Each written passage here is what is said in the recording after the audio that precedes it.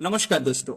Mutual fund industry 2013 में था 8.26 trillion dollars का।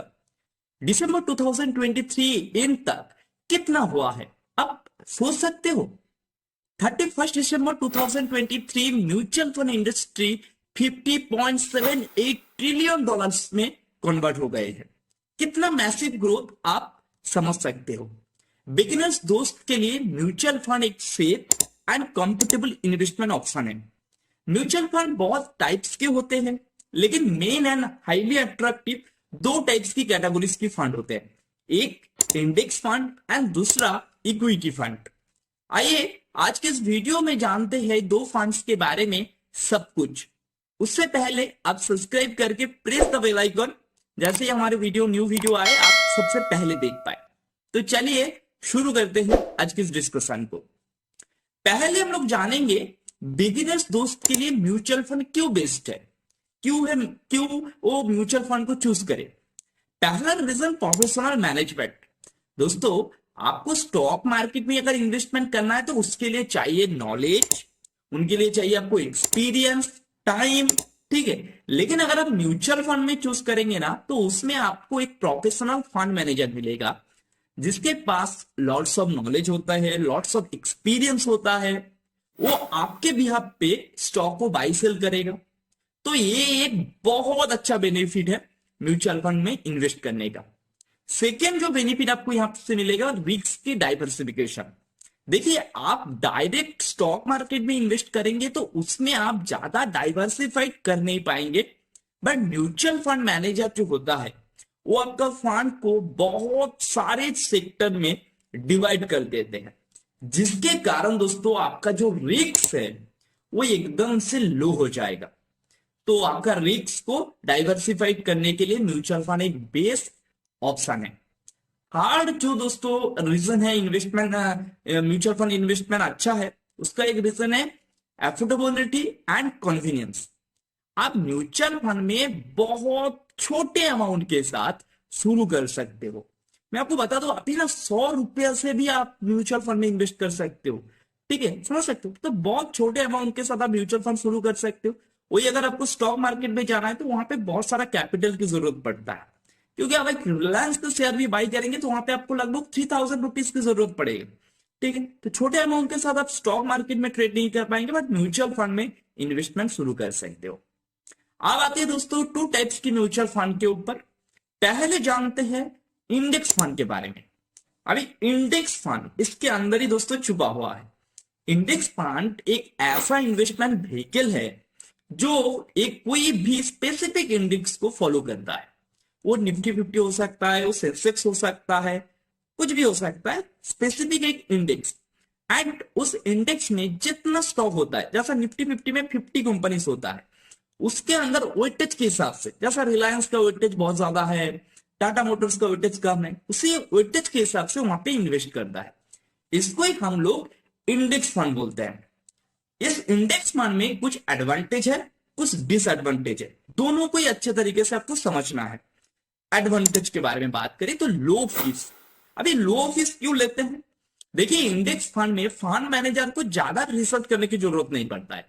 कोई भी एक इंडेक्स को फॉलो कर लो, वोल्टेज के हिसाब से निवेश करते रहो, रिसर्च का क्या जरूरत। तो उसके चलते दोस्तों यहाँ पे आपका जो फीस लगता है वो काफी कम लगता है। पे less in tax, you get the advantage of no long term capital gains as you don't need to buy and sell your holdings। तो ये भी एक क्विक बेनिफिट मिलेगा। थर्ड नंबर पे दोस्तों simple to manage. Index funds are the much simpler to manage that other funds because fund manager do not need to track how to particular stock of the on the index are doing। वो क्या करता है, वो manager are only required to rebalance the portfolio from time to time. Time to time आप index के weightage देखो और निवेश करते रहो, बस सिंपल। तो ये एक आपको एक बेनिफिट मिलेगा इंडेक्स फंड में। अब कुछ डिसएडवांटेज भी है जो आपको समझना चाहिए। पहला तो लेस फ्लेक्सिबिलिटी, आपको यहाँ पे फ्लेक्सिबिलिटी ज्यादा नहीं मिलेगा। उसके बाद दोस्तों अंडर परफॉर्मेंस स्टॉक। इंडेक्स में कोई भी अगर ज्यादा heavy weight stock under perform करने लग जाए तो आपका रिटर्न आने का जो चांसेस है वो भी घट जाएगा। तो काफी एक बड़ा रिस्क यहाँ पे क्रिएट हो जाता है। आज उसके साथ दोस्तों ट्रैकिंग एरर्स, ये मैंने फेस किया हूं, अभी थोड़ा सा नॉर्मल होता जा रहा है। कोई कोई केस नहीं, इंडेक्स फंड में आप सही डाटा आपको नहीं मिल पाता है, इंडेक्स ऊपर जा रहा है बट आपका रिटर्न गलत शो हो रहा है। तो ये चीज यहाँ पे थोड़ा सा दिक्कत दे सकता है आपको इंडेक्स फंड में। आप बात कर लेते दोस्तों इक्विटी फंड के बारे में। इक्विटी फंड का मतलब दोस्तों एक ऐसा इन्वेस्टमेंट व्हीकल जो स्पेसिफिक स्टॉक में इन्वेस्ट करता है। इक्विटी फंड का कुछ एडवांटेज है, जैसा पहला तो एक्सपर्ट मैनेजमेंट आपको मिलेगा।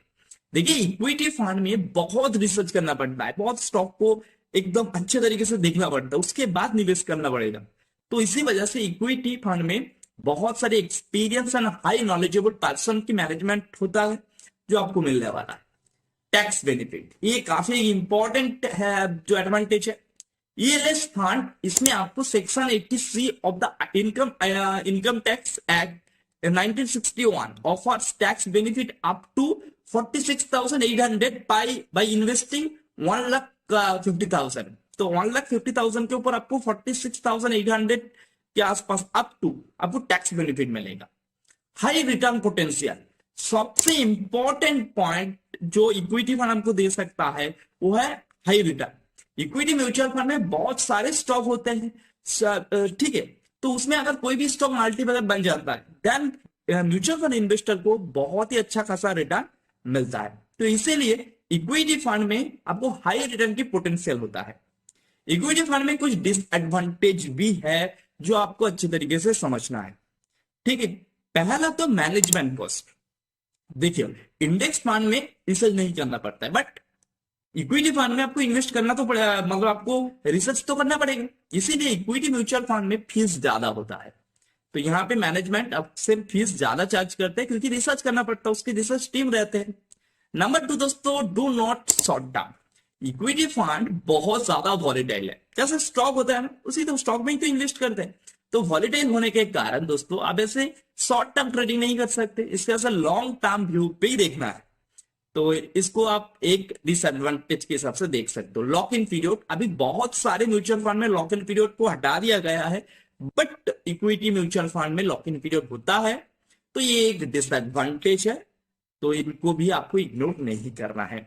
आई होप दोस्तों इसके बाद आप इजीली चूज कर सकते हो, आइडिया ले सकते हो कौन सा फंड आपके लिए बेटर हो सकता है। अगर इंफॉर्मेशन इंफॉर्मेटिव है तो please like share and subscribe. Thanks for watching. See you soon in the next video.